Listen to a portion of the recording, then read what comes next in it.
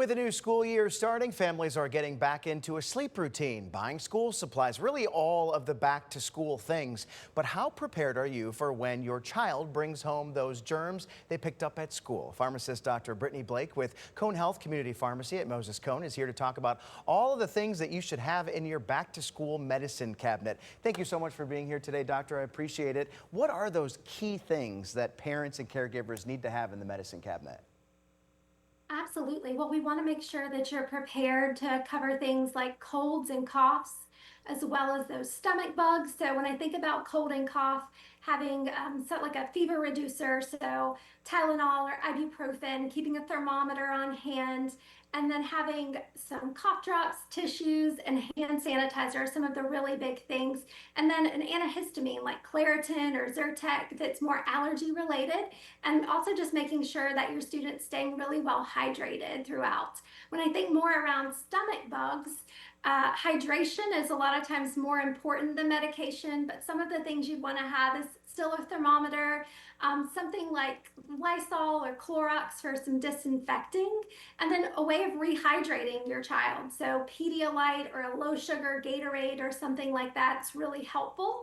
And some bland foods, so saltines, rice, toast, those things are also really helpful. Unfortunately, oftentimes when the kids bring home the germs, they spread to others in the family, which includes mom, dad, and an older relative. Do the things that adults take, should that be different than what the kids are taking?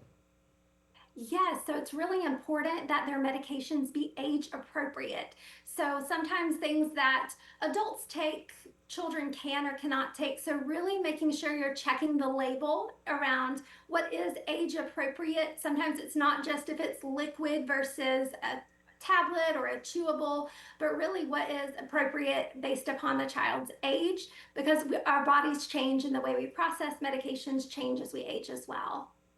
I think everybody goes through this, whether you have kids or not. When you start to come down with something, your first thought is, well, what is this? It's so difficult to determine sometimes what it is and what it isn't. Do you have any advice?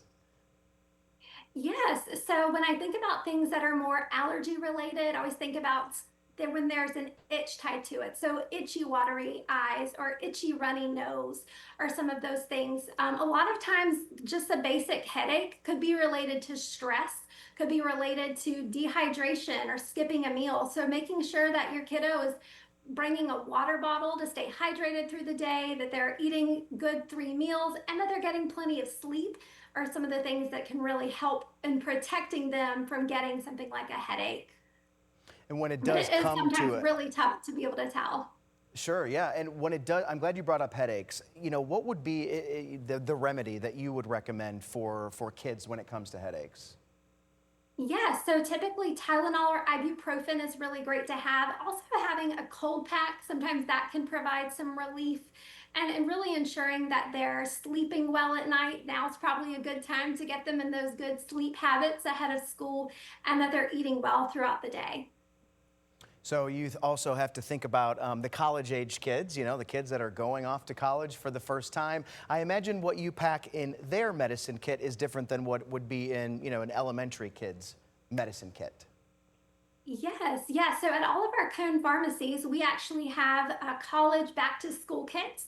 So I've got a little bag here. This is what it looks like in all of our pharmacies, but it has a lot of the essentials that you think of for your college student. So when they're not feeling well, you don't want them having to go out to the pharmacy. You want to have them well prepared. So these kits are only $20 and they're pretty comprehensive. So they're going to get a first aid kit, some bandages, both ibuprofen and Tylenol, cough drops, an antibiotic ointment, some hydrocortisone cream, and also a stomach remedy, so an antidiarrheal. So those are some of the big things that you want your college student to have, so that way they're prepared were an illness to hit. That's great, yeah. And oftentimes for me at least, I think, if I have a headache or a stomach ache or back pain, I wonder, should I be taking ibuprofen or Tylenol? What kind of advice do you have for that?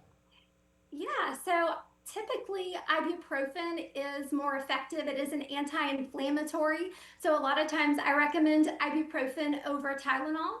But Tylenol is really great at reducing fever. So if there's a fever tied to it, that's where that I would recommend Tylenol versus ibuprofen.